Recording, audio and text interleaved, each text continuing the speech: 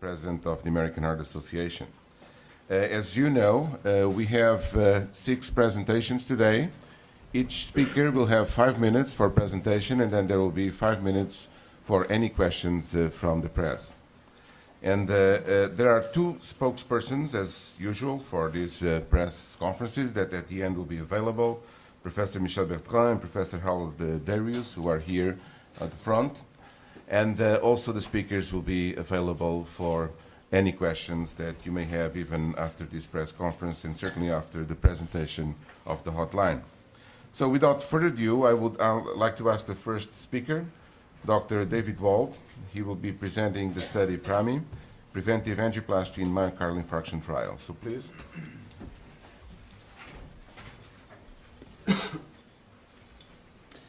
Good morning. The results of this trial are new. They help resolve a clinical dilemma which regularly confronts doctors who treat patients with a heart attack.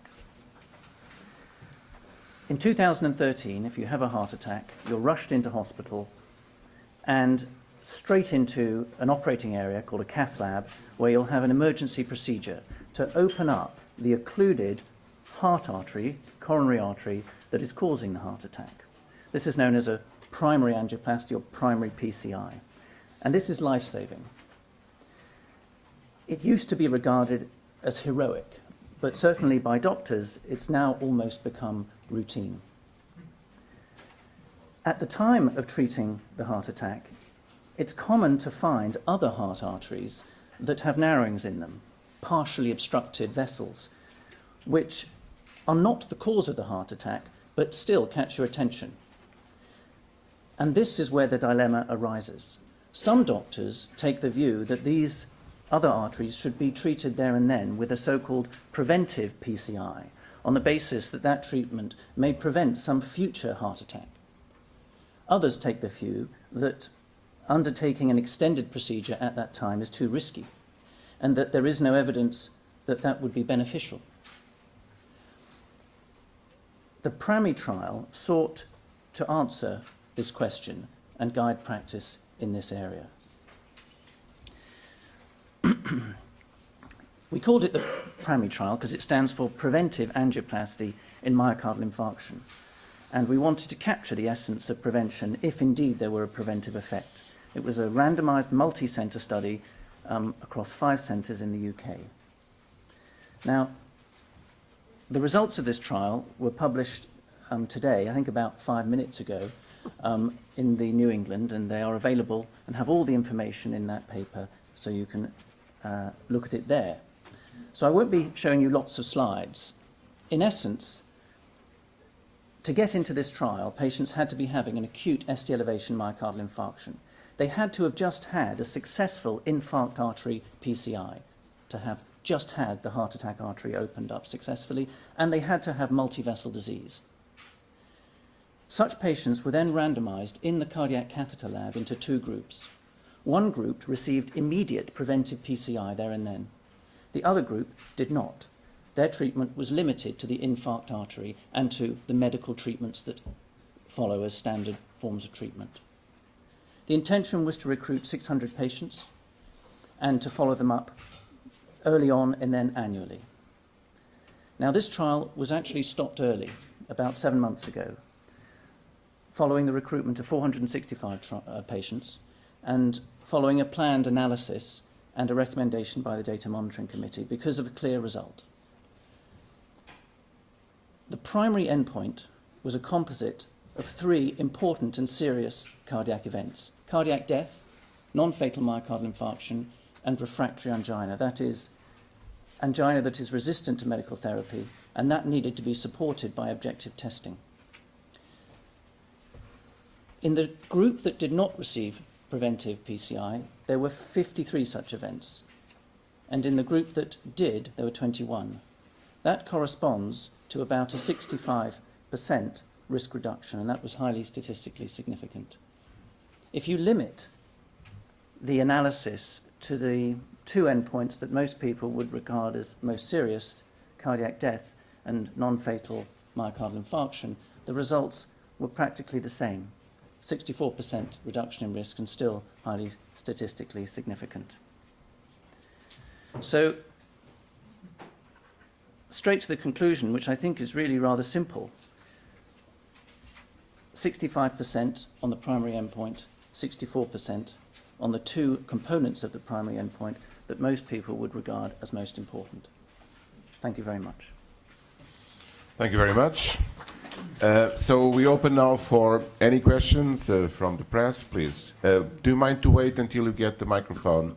Because this is being recorded, so if you don't mind, please, microphone for the lady. Hi, Sophie Borland, Daily Mail newspaper in England. How much more do you think these operations would cost the NHS every year if they were to become standard? I don't have an exact figure for you because the cost of the equipment varies. But there will be an initial higher cost because of the additional stents used and the additional time and a little bit more equipment. So there will be initial higher costs. But these will probably be more than offset by future costs, which would be related to the treatment of future heart attacks, to the need for future admissions to hospital with refractory angina and other complications of heart disease.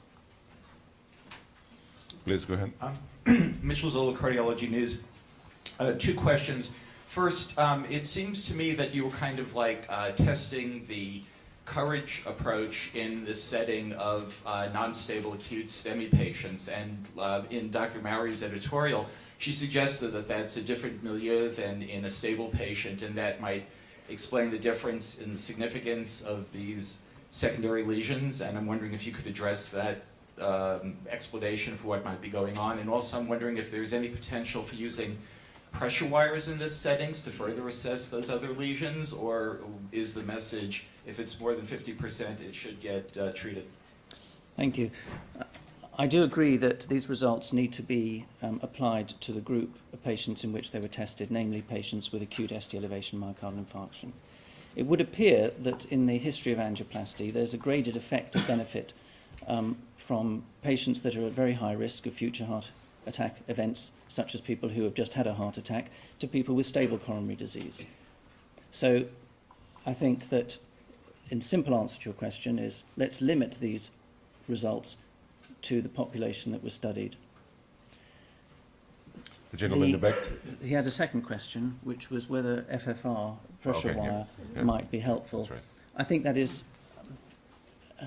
I am interested in that question. I think it is open. The pressure wire has and is useful in patients with stable coronary disease, but it has not been tested in patients with acute myocardial infarction. Can you clarify a Could you, question? would you mind to identify yourself, please? Larry Houston from Cardio Brief and Cardio Exchange. Can you clarify a question about the primary endpoint?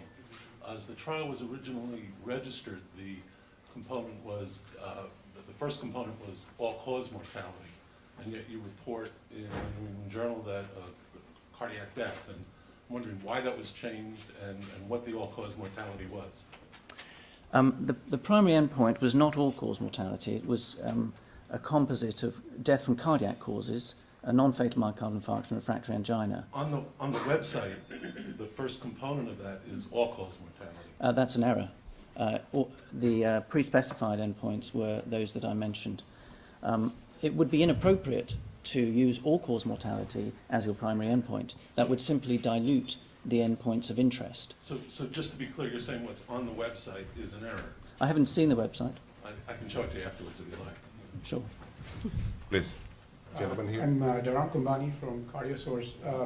Just one quick question. When you say more than 50% stenosis in a non-culprit vessel, does that have to be a different epicardial vessel, or could it be, you know, if your IRA was LED, could it be the diagonal which had the 50%, or did it have to be a completely different distribution? It had to be a different vessel. So if the LAD was affected, but there was a discrete lesion in the diagonal, that would have been included. Equally, if there was a discrete lesion in the circumflex and the culprit artery had been the LAD, that would have been included. Any last question? Please. Last question here. Ed Sussman of MedPage Today. What was the median number of stents that you put in patients in your study? In the 1.5 stents per patient in the culprit vessel or the infarct artery vessel, and in the non-infarct arteries that were treated, it was about 1.4. Thank you so much. And now we'll move to the second presentation. And Professor Gilles Montalescaut from Paris, France, will present the